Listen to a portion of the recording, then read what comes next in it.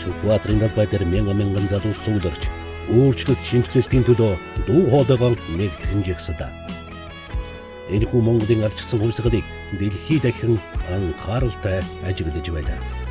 Үүний дотроос Герман улс илүүтэйгээр анхаарч энэхүү ардчилсан үйл явцад хэрхэн дэмжлэг тусалцаа үзүүлэх тал дээр судлаж эхэлсэн. Учир нь Монгол улс ардчилсан талаар өөрийн хуримтлуулсан туршлагагүй мөн амаргүй гадаад орчин тэднийг хүлээж байлаа. Энэ үед буюу 1992 онд Монголын залуу удирдагчид Конрад Аденауерын сангийн урилгаар Герман улсад зочилж анхны яриа хэлцээрийг хийж байсан түүхтэй. Ардчилсан хувьсгалаас ердөө 3 жилийн дараа буюу 1993 онд Монгол улсын засгийн газрын хүсэлтээр Герман улсын Конрад Аденауерын сан өөрийн суурин төлөөлөгчөөн Монголд томилон ажиллаж эхэлсэн.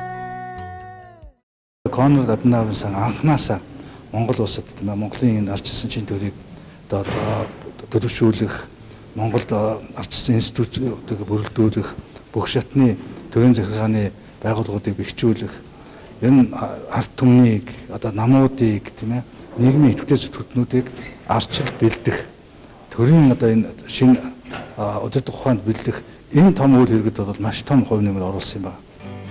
Туссан өөрийн төлөөлөгчийн газраараа дамжуулан Монголын ардчлалыг бэхжүүлэхээр төрийн болон төрийн бус байгууллагатай хамтран ажиллаж байна. Unser wichtiges Ziel ist eben die Förderung von Demokratie und das machen wir auf ganz verschiedenen Wegen.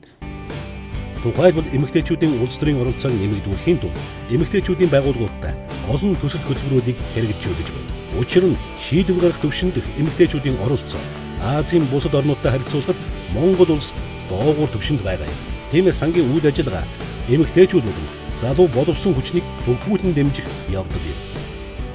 Конрад Аденауерын сан манай ардчилсан эмэгтэйчүүдийн холбоотой идэвхтэй хамтран ажиллаж байх үеэрээ бол эмэгтэйчүүдийг улс төрд олж харахад нь маш их тусалсан гэж би хэлмээр байна. Яг л эмэгтэй хүнийг улс төрд амжилт гаргаж болно, эмэгтэйчүүд улс төрд оролцох болцоотой маа гэдгийг нам дотроо олж харахад бол маш хэцүү байдаг.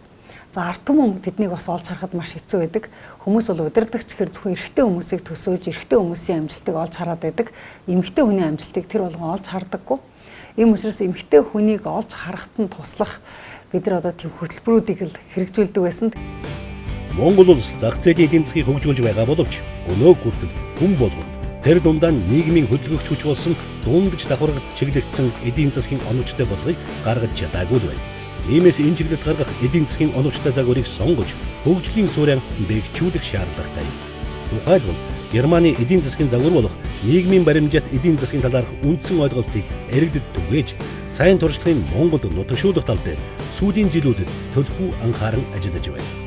Тэгэхээр аль нэг эдийн засгийнхаа хэлбэрийг сонгож ингэж хэрэгжүүлэх нь илүү хэрэгтэй гэдэг үүднээс бас яг холбооны бүгд найрамдах Герман улсад байдаг нийгмийн баримжаатай эдийн засгийг Монгол улсад хэрэгжүүлж буюу нутагшуулах нь их зүйтэй байна гэдэг үүднээс иймэрхүү төслүүд хэрэгжүүлж байна. Конрад Аденауерын сан улс төрийн нам болон бусад байгууллагуудтай олон салбарт хамтран ажиллахдаа нутгийн өөрийн удирдах байгууллага төвлөрлөлийг сааруулах чиглэлээр тодорхой ажлуудыг гүйцэтгэж байна. За Монгол улсад төвлөрөл нэг хоёр шатанд явагддаг тийм хоёр төрлийн төвлөрөл байгаа. Нэг нь бол эрх мэдлийн шийдвэр гаргах төвлөрөл, хоёр дахь нь болохоор төсвийн төвлөрөл. Бүх юмыг дээрээс шийдэж орон нутаг оюу засаг захиргааны доод шатны түвшинд бол анхан шатны нэгжүүдэд бол ямар ч эрх байхгүй байгаа. Тэгээ Монгол улсад анх удаа бид нар энэ Конрад Аденауер сангийн дэмжлэгтэйгээр нутгийн өөрөө удирдах ёс буюу энэ эрх мэдлийн шийдвэр гаргах төвшнийг доош нь шилжүүлэх энэ төслийг хэрэгжүүлж байна. Монгол улс 26 жил улс төр эдийн засаг нийгмийн бүхий салбарт баггүй ололт амжилтуудыг бүтээсэн хэдий ч засаж сайжруулах зүйл баггүй байна. Also wir sind ein Begleiter der mongolischen Demokratie. Wir sind Dialogpartner, Gesprächspartner. Wir sind kritisch, aber wir können natürlich unseren mongolischen Freunden und Partnern nicht vorschreiben, wie sie ihr Land gestalten sollen. Wir geben Ideen und Impulse. Ийхүү Конрад Аденауерын сан 23 жилийн туршид Монгол улсад тогтвортой үйл ажиллагаа явуулж, Монголын ардчилсан хөгжлийг дэмжих, туслах, олон талт үйл ажиллагааг явуулсаар байна.